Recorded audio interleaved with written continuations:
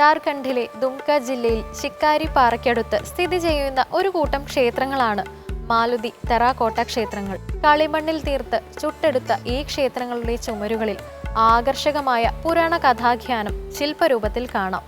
ഇനി ഇന്നത്തെ ദീപാരാധന കാഴ്ചയ്ക്കായി ക്ഷേത്രാങ്കണത്തിലേക്ക് പോകാം.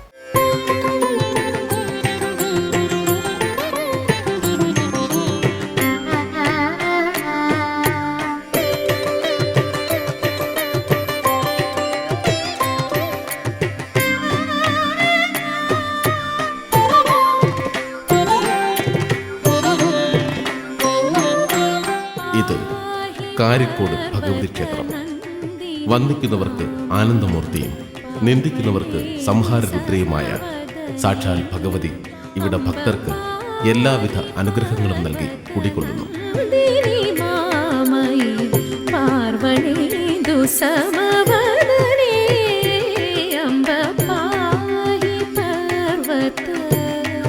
ഭാരതീയ ദേവതാ സങ്കല്പങ്ങളിൽ ഒരു സുപ്രധാന സ്ഥാനമാണ് ഭദ്രകാളിക്കുള്ളത്. ദാരിക വധത്തിനായി ശിവന്റെ തൃക്കണ്ണിൽ നിന്നും ജനിച്ചവൾ, ദക്ഷന്റെ യാഗാഗ്നിയിൽ സതി ദേഹത്യാഗം ചെയ്തതിൽ ക്രുദ്ധനായി തീർന്ന പരമശിവൻ ദക്ഷനോടുള്ള പ്രതികാരത്തിനായി തന്റെ ജഡ നിലത്തടിച്ച് സൃഷ്ടിച്ചവൾ എന്നൊക്കെയാണ് ഭദ്രകാളിയുടെ ജനനത്തെപ്പറ്റി പൊതുവായി വിശ്വസിക്കപ്പെട്ടു വരുന്നത്.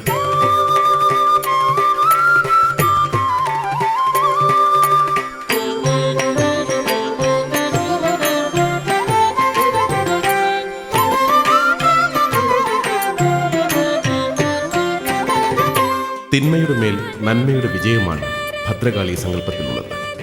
ബ്രഹ്മാവിൽ നിന്നും വരസിദ്ധികൾ നേടിയ ദാരികാസുരനെ തോൽപ്പിക്കാൻ ബ്രഹ്മാവ്, വിഷ്ണു, സ്കന്ദൻ, ഇന്ദ്രൻ, യമൻ തുടങ്ങിയവർക്കൊന്നും തന്നെ കഴിയാതിരുന്ന അവസ്ഥയിൽ സാക്ഷാൽ ശ്രീ പരമേശ്വരൻ ലോക സംരക്ഷണാർത്ഥം തന്റെ തൃക്കണ്ണു തുറന്നു.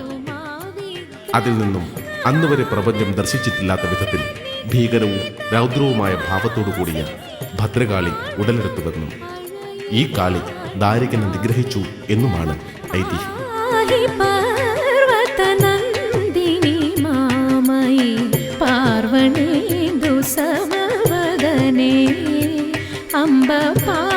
ഇടുക്കി ജില്ലയിലെ തൊടുപുഴ താലൂക്കിലാണ് കാരിക്കോട് ഭഗവതി ക്ഷേത്രം സ്ഥിതി ചെയ്യുന്നത്.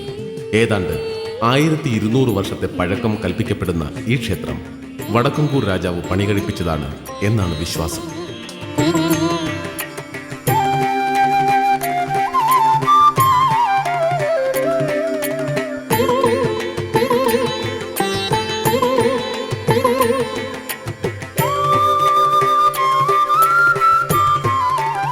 വടക്കംകൂർ രാജകുടുംബാംഗങ്ങൾ കുടുംബ പരദേവതയായി വച്ചാരാധിച്ചിരുന്ന ഭഗവതിയായിരുന്നു കാരിക്കോട് ഭഗവതി.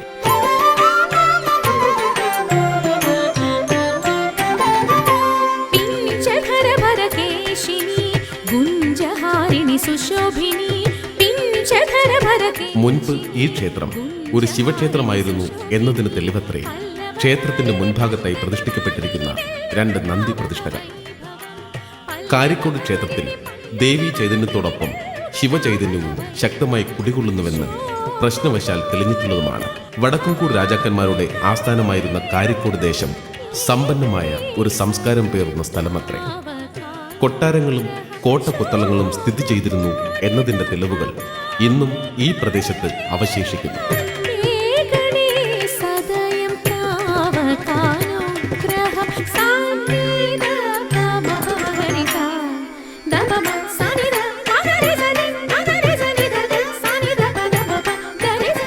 രാജധാനിയും കോട്ടയും നാമാവശേഷമായെങ്കിലും ഭക്തജനങ്ങൾ കാവിലെത്തി ഇപ്പോഴും ആരാധന നടത്തിവരുന്നു.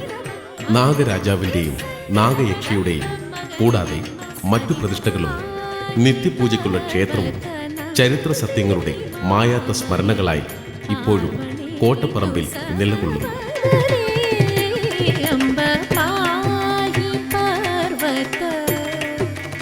1752 വടക്കംകൂർ രാജാവ് സ്ഥാനഭ്രഷ്ടനായതോടുകൂടി തിരുവിതാംകൂർ മഹാരാജാവിന്റെ കാലം വരെ ഈ ക്ഷേത്രം രാജഭരണത്തിന് കീഴിൽ സംരക്ഷിക്കപ്പെടുകയും അതിനുശേഷം ദേവസ്വം ബോർഡ് ഏറ്റെടുക്കുകയും ചെയ്തു. തൊടുപുഴ ശ്രീകൃഷ്ണസ്വാമി ക്ഷേത്രത്തിലെ 8ാം ഉത്സവനാളിൽ രാജപ്രതിനിധിയുടെ അകമ്പടിയോടെ ശ്രീകൃഷ്ണ ഭഗവാനെ കോട്ടയ്ക്കകത്ത് ക്ഷേത്രത്തിലേക്ക് എഴുന്നള്ളിച്ചു കൊണ്ടുപോയി. കീഴ്മലൈനാട് രാജാവ് നിറപറയും കാണിക്കയും അർപ്പിച്ച് ആദരവോടെ എതിരേൽക്കുന്നത് പതിവായിരുന്നു. ദീപാരാധനയ്ക്ക് മുൻപ് കോട്ടയ്ക്കകത്തെത്തുന്ന ശ്രീകൃഷ്ണ ഭഗവാനെ ഇറക്കി പൂജയും കഴിഞ്ഞ് ഭദ്രകാളി ക്ഷേത്രത്തിൽ അത്താഴ പൂജയും കഴിഞ്ഞ് തിരിച്ചയക്കാറുള്ളൂ. ഈ എതിരേൽപ്പും എഴുന്നള്ളിപ്പും കീഴ്മലൈ രാജാവിൽ നിന്നും വടക്കൻകൂർ രാജാവും തുടർന്ന് തിരുവിതാംകൂർ സർക്കാരും ഇന്ന് തിരുവിതാംകൂർ ദേവസ്വം ബോർഡും മുറപ്രകാരം ആചരിച്ചു വരുന്നു. പരമുണ്ടോ ഒരു സുകൃതം. മുൻപ് കടയത്തൂർ കദളിക്കാട് കുടുംബത്തിലെ മുതിർന്ന കാരണവർക്ക് ദേവിയുടെ വെളിപാടുണ്ടാകുമായിരുന്നു. ഇതിനെ തുടർന്ന് വടക്കൻകൂർ രാജാവ് ക്ഷേത്രത്തിൽ വെളിച്ചപ്പാട് കർമ്മം ഏൽപ്പിച്ചു കൊടുത്തു.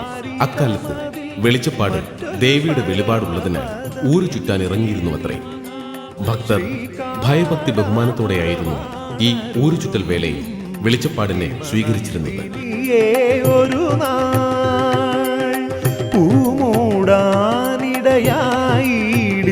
അങ്ങനെയിരിക്കെ ഒരിക്കൽ പേട്ട റോഡിലൂടെ വെളിച്ചപ്പാട് വരുമ്പോൾ അവിശ്വാസികളായ ഏതാനും പേർ വാളുമായി കൊയ്യാനിറങ്ങിയതാണോ എന്ന് ചോദിച്ച് അധിക്ഷേപിച്ചുവെന്നും അതിന് വെളിച്ചപ്പാട് വിതയ്ക്കാനാണ് എന്ന് മറുപടി പറയുകയും ചെയ്തു എന്നാണ് പറഞ്ഞു വരുന്നത്.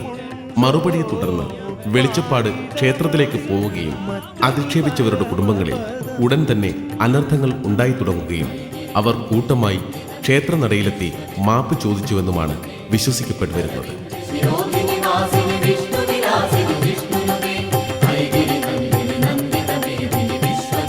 പടിഞ്ഞാറോട്ട് ദർശനമായാണ് കാരിക്കോട് ഭഗവതി കുടികൊള്ളുന്നത്. കൊടുങ്ങല്ലൂരമ്മയുടെ അതേ ഭാവമാണ് ഇവിടുത്തെ ഭദ്രകാളിക്ക് എന്നാണ് സങ്കല്പം. അതീവ രൗദ്രഭാവത്തിലുള്ള കാരിക്കോടമ്മ ഭക്തർക്ക് ആശ്രിത വത്സലയാണ്.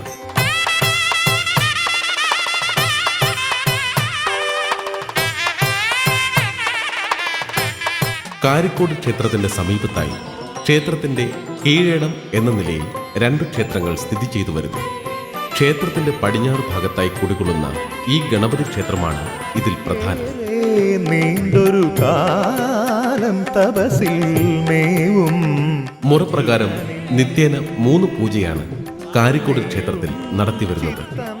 ഇരിങ്ങാലക്കുട കാവനാട്ടില്ലത്തിനാണ് ക്ഷേത്രത്തിലെ താന്ത്രികാവകാശം.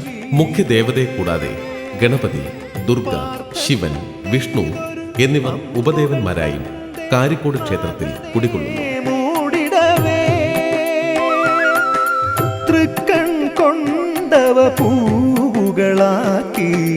കൂടാതെ ദേവിയുടെ കിങ്കരന്മാരിൽ പ്രധാനിയായ കണ്ടാകർണന്റെ പ്രതിഷ്ഠയും ഇവിടെ കുടികൊള്ളുന്നു. ചുറ്റമ്പലത്തിന് വെളിയിൽ വടക്കുഭാഗത്തായാണ് കണ്ടാകർണൻ കുടികൊള്ളുന്നത്. തിരുവോണം നാളിൽ കൊടിയേറി കാർത്തിക നാളിൽ ആറാട്ടോടുകൂടി സമാപിക്കുന്നതാണ് കാരിക്കോട് ക്ഷേത്രത്തിലെ തിരുവുത്സവം. വളരെയധികം ചടങ്ങുകളുടെ അകമ്പടിയോടുകൂടിയാണ് ഇവിടെ ഉത്സവം നടത്തപ്പെടുന്നത്. തിരുവുത്സവത്തോടനുബന്ധിച്ച് നടത്തപ്പെടുന്ന ഏറ്റവും പ്രധാന ചടങ്ങത്രേ രേവതി എതിരേൽപ്പ്.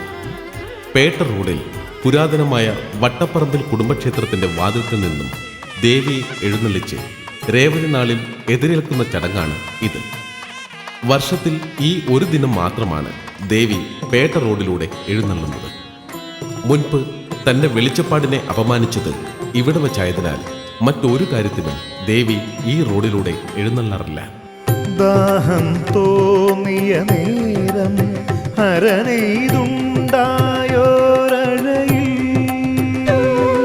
അശ്വതി നാളിലെ താലപ്പൊലി ഘോഷയാത്രയാണ് തിരുവുത്സവവുമായി ബന്ധപ്പെട്ട മറ്റൊരു ചടങ്ങ്. ആയിരക്കണക്കിന് സ്ത്രീജനങ്ങൾ കാരിക്കോട്ടമ്മയ്ക്ക് ധനധാന്യാദികളുമായി ക്ഷേത്രത്തിലേക്ക് എത്തുന്ന ദിനമാണ് അശ്വതി നാൾ. അശ്വതിയൂട്ട് എന്ന പേരിൽ ഈ ദിവസം ഇവിടെ അന്നദാനവും നടത്തിവരുന്നു. കുംഭമാസത്തിലെ ഭരണി നാളിൽ നടത്തിവരുന്ന ഗരുഡൻ തൂക്കം ക്ഷേത്രത്തിലെ ഒരു വിശേഷാൽ ചടങ്ങത്രേ. ഇടവെട്ടി, ചാലംകോട് എന്നീ കരകളിൽ നിന്നും തൂക്കച്ചാടിലാണ് ഗരുഡൻ തൂക്കം വരുന്നത്. കൂടാതെ വിവിധ ദേശങ്ങളിൽ നിന്നും ഒറ്റയ്ക്കുള്ള ഗരുഡൻ പർവ്വകളും ക്ഷേത്രത്തിൽ എത്തിച്ചേരുന്നു. കുംഭമാസത്തിലെ അശ്വതി നാളിൽ ഭഗവതിയെ തങ്ക അങ്കി ചാർത്തുന്ന ചടങ്ങ് നടന്നുവരുന്നു. വർഷത്തിൽ ഒരിക്കൽ മാത്രം നടത്തിവരുന്ന ഈ ചടങ്ങ് ദർശിക്കാൻ ധാരാളം ഭക്തജനങ്ങൾ ദേവിയുടെ തിരുനടയിലെത്തുന്നു.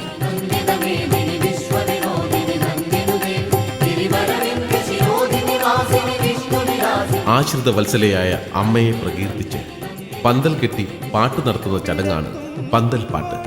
ചാലംകോട് ഇടവെട്ടി കരക്കാരാൽ നടത്തപ്പെടുന്ന പന്തൽപ്പാട്ട് ദിവസം ഈ കരയിലെ ഭക്തജന സഹസ്രങ്ങൾ അമ്മയുടെ അരികിലെത്തി അമ്മയുടെ പ്രസാദമായ ഉച്ചയൂണ് കഴിച്ചാണ് മടങ്ങുന്നത്. അർത്ഥവും നൽകും അഭയം. വർഷത്തിൽ 2 പ്രാവശ്യം നടക്കുന്ന ദേശഗുരുതി നാടിന്റെ ഐശ്വര്യത്തിനായി നടത്തുന്ന ഒരു ചടങ്ങത്രേ.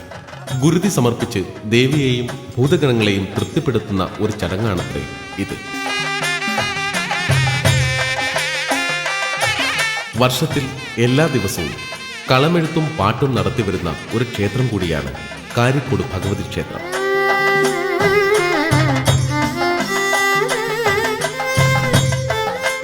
രാജഭരണകാലത്ത് ഈ ക്ഷേത്രത്തിലെ ഉത്സവത്തിന്റെ ഓരോ ദിനവും ഓരോ സർക്കാർ ഡിപ്പാർട്ട്മെന്റുകളാണ് നടത്തിവരുന്നത്. ഗവൺമെന്റ് ഓർഡർ പ്രകാരം കളക്ടർ ചുമതലപ്പെടുത്തുന്ന ഒരു ഉദ്യോഗസ്ഥൻ ക്ഷേത്രത്തിലെത്തി പണക്കിഴി സമർപ്പിക്കുന്ന ചടങ്ങ് 1970 വരെ നിലനിന്നിരുന്നു. ഉത്സവകാലത്തെ അശ്വതി നാളിൽ ആചാരപരമായി നടത്തിവരുന്ന ഒരു ചടങ്ങത്രേ അശ്വതി വിളക്ക്. ഇതിനുശേഷം ദേവിയെ ക്ഷേത്രത്തിന് 100 മീറ്റർ അകലെയായി സ്ഥിതി ചെയ്യുന്ന ഇളം കാവിലേക്ക് കൊണ്ടുപോകുന്നു. ഭരണിനാളിൽ ദേവി ഇവിടെയാണത്രേ കുടികൊള്ളുന്നത്. ഭരണിനാളിൽ എത്തുന്ന ഗരുഡൻ തൂക്കങ്ങൾ ചൂണ്ടകുത്തുക എന്ന ചടങ്ങ് ഇളം കാവിലാണ് നടത്തിവരുന്നത്. കാർത്തിക നാളിൽ ആറാട്ട് കഴിഞ്ഞാണ് ദേവി ക്ഷേത്രത്തിൽ തിരികെ എത്തിച്ചേരുന്നത്. അശ്വതി നാൾ രാത്രി അശ്വതി വിളക്കിന് ശേഷം കോട്ട കത്തിക്കൽ എന്ന ഒരു ചടങ്ങും കാരിക്കോട് ക്ഷേത്രത്തിൽ നടന്നുവരുന്നു. ഇല്ലിമുളകൾ കൊണ്ട് പ്രത്യേക രീതിയിൽ തയ്യാറാക്കിയ കോട്ടയിൽ വെടിമരുന്ന് നിറച്ച് കത്തിക്കുന്ന ഒരു ചടങ്ങാണ് കോട്ട കത്തിക്കൽ. തിരുവിതാംകൂറിന്റെ ആക്രമണത്തിൽ പരാജയപ്പെട്ട വടക്കൻകൂർ രാജാവ് തന്റെ കോട്ടയും മറ്റും തീയിട്ട് നശിപ്പിച്ചതിനു ശേഷം പലായനം ചെയ്തതിനെ അനുസ്മരിപ്പിക്കുന്ന ഒരു ചടങ്ങാണ് കോട്ട കത്തിക്കൽ. എല്ലാം മറന്നു മുന്നിൽ തിരുവുത്സവത്തെ കൂടാതെ നവരാത്രി ആഘോഷവും കാരിക്കോട് ക്ഷേത്രത്തിലെ ഒരു പ്രധാന വിശേഷ അവസരമാണ്. വയ്യല്ലോ മാമന്. തന്നെ ദർശിക്കാനെത്തുന്ന ഭക്തജന സഹസ്രങ്ങൾക്ക് അനുഗ്രഹാശിസുകൾ ചൊരിഞ്ഞ് ഒരു ദേശത്തിന്റെ മുഴുവൻ സംരക്ഷകയായി വിളങ്ങുകയാണ് വിശ്വസിക്കും ഭക്തരെ രക്ഷിക്കുന്ന ഭദ്രകാളി മഹേശ്വരിയായ കാരിക്കോട്ടമ്മ.